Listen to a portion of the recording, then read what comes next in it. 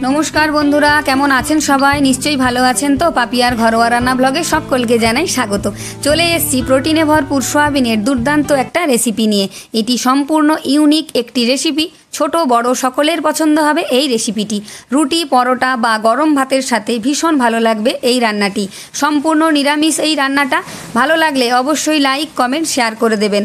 যারা রান্নাঘরে নতুন তাদের ভীষণ উপকার হবে এই ভিডিওটি।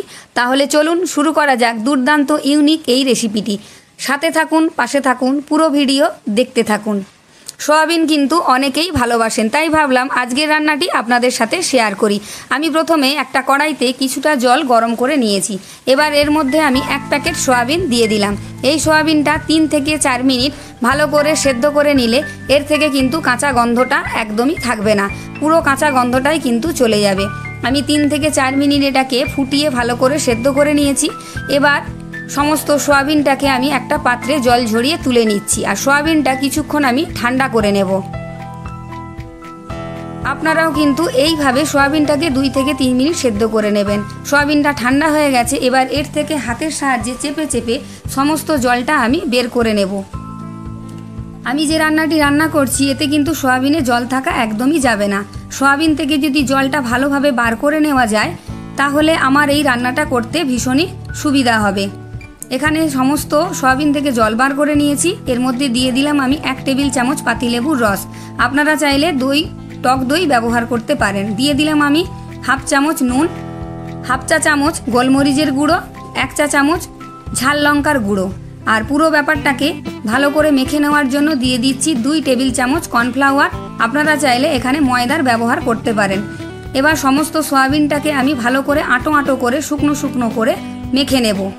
এইভাবে কিন্তু শুকনো করে আঁটো আঁটো করে আপনারাও মেখে নেবেন। এবার গ্যাসের মধ্যে আমি কড়াই বসিয়ে কিছুটা সাদা তেল গরম করে নিলাম। এবার এক এক করে আমি সমস্ত সয়াবিনগুলো এই তেলের মধ্যে দিয়ে ভেজে নেব। তবে এখানে বলে রাখি, সমস্ত সয়াবিনগুলো একবারে ভাজা যাবে না, এটা 2 থেকে 3 বারে ভেজে নিতে হবে। আপনারাও কিন্তু একসাথে ভাজতে যাবেন না, এইভাবে কিন্তু 2 থেকে 3 বারে অল্প অল্প করে দিয়ে ভেজে নেবেন। আর সয়াবিনগুলোকে খুব একটা লাল বা মুচমুচে করে ভেজে নেওয়ার দরকার নেই, হালকা হালকা রং এসে গেলেই সয়াবিনটাকে তুলে নিতে হবে। ভাজা হোক সয়াবিনগুলো, আমি ততক্ষণ একটা মশলা তৈরি করে নিই। এখানে কিছুটা চীনাবাদাম আমি ভিজিয়ে রেখেছিলাম, আর বাদামের খোসাগুলো আমি খুব ভালো করে ছাড়িয়ে নিয়েছি। বাদামগুলো কিন্তু বেশ সুন্দর ফুলে উঠেছে দেখুন। এবার সমস্ত বাদামগুলোকে আমি শিলের মধ্যে দিয়ে দিচ্ছি। আমার ভিডিওটা যারা প্রথমে নতুন দেখছেন তাদেরকে বলবো আমার চ্যানেলটি সাবস্ক্রাইব করে রাখবেন, আর পাশে থাকা বেল আইকনটি প্রেস করে অল করে রাখবেন। ভিডিওর নোটিফিকেশনগুলো সবার আগে আপনার কাছে পৌঁছে যাবে। শিলের মধ্যে দিয়ে দিয়েছি আমি 1 চামচ সাদা তিল, এটা টেবিল চামচের মাপ, আর 1 চামচ পোস্ত। এবার অল্প অল্প জল দিয়ে সমস্ত মশলাটাকে আমি মসৃণ করে বেটে নিচ্ছি।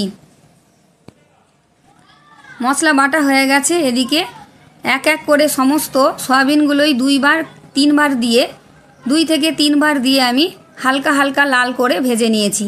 আর যেটুকু তেল কড়ার মধ্যে ছিল সেই তেলের মধ্যেই আমি 2 টুকরো দারুচিনি, 2টো এলাচ, 2টো লবঙ্গ ফোড়ন দিয়ে দিলাম। আপনারা চাইলে রান্না সর্ষের তেলেও করতে পারেন। আমার তবে যেটুকু তেল বেঁচেছিল তাতেই আমি রান্নাটা সেরে ফেলছি। এর মধ্যে দিয়ে দিলাম আমি আদা আর কাঁচা লঙ্কা বাটা, আর দিয়ে দিলাম আমি 1 চা চামচ জিরে গুঁড়ো, 1 চা চামচ ঝাল লঙ্কার গুঁড়ো।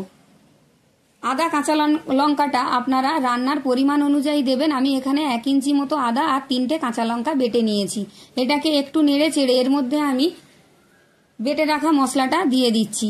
তিল, বাদাম আর পোস্ত বাটা। যেহেতু এটা একটু শুকনো শুকনো লাগছে তাই মশলার বাটি ধোয়া জল একটু দিয়ে দিলাম।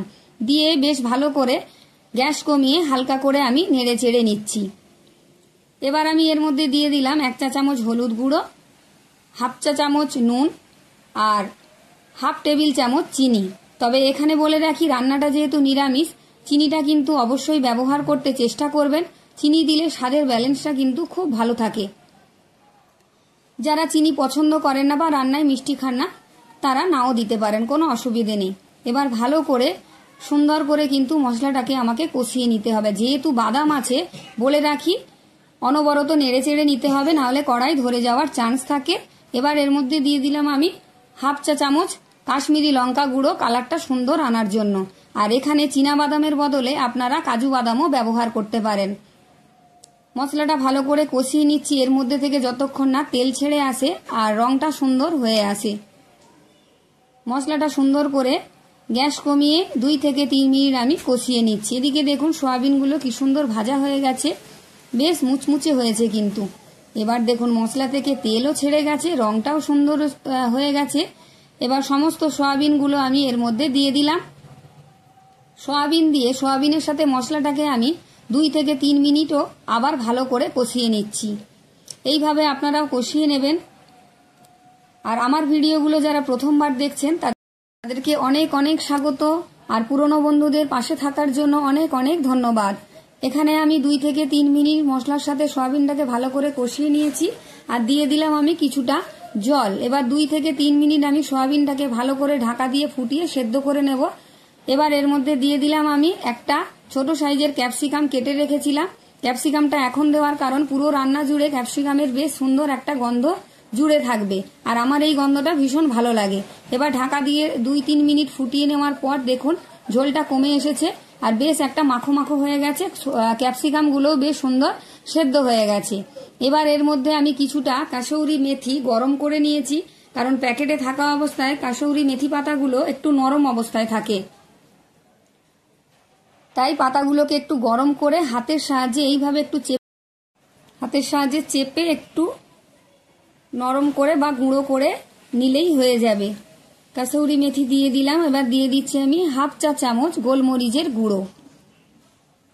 হাফ চা চামচ গোলমরিচ গুঁড়ো দেওয়ার পর আমি দিয়ে দেব 2 টেবিল চামচ বাটা গরম মশলা। মা ঠাকুমারা ছোটবেলায় দেখতাম রান্নার মধ্যে বাটা গরম মশলা ব্যবহার করতেন, অর্থাৎ কিছুটা গরম মশলা জল দিয়ে শিলে বেটে নিতেন। আমিও তাই করেছি। এখানে ভালো করে কাসৌরি মেথি আর গোলমরিচটাকে আমি রান্নার সাথে মিশিয়ে দিলাম আর দিয়ে দিচ্ছি এবার আমি বাটা গরম মশলা। আমার রান্নাটা কিন্তু প্রায় কমপ্লিট হয়ে এসেছে। এটা গরম গরম ভাতের সাথে কিন্তু ভীষণ ভালো লাগবে।